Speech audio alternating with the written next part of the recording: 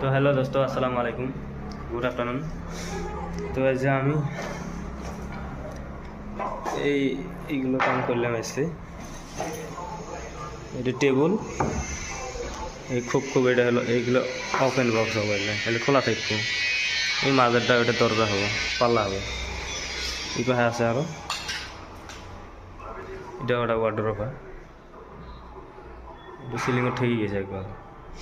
তো এই যে এটা রাউন্ডটা আমরা এই কাড়ি রাউন্ড করা হয়েছে, 90 প্লাই কাড়ি রাউন্ড বানানো হয়েছে। এর ল্যাপটপ থাকবো, কিবা কিবি থাকবো আরও। এই পাশে আরও কাম করছি খানিক, এই অর্ডার মতো কাম করা হয়েছে। এটা বাবু ভাই বুট ঠিক করে আছে। বাবু ভাই হাই করে দেওয়া, হাই।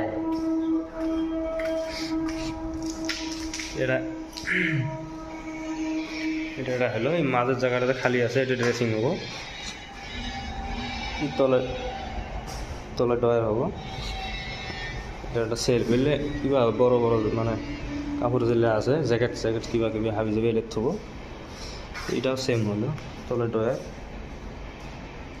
এতে ড্রেসিং হবো এটা। তো ভিডিও একটুকে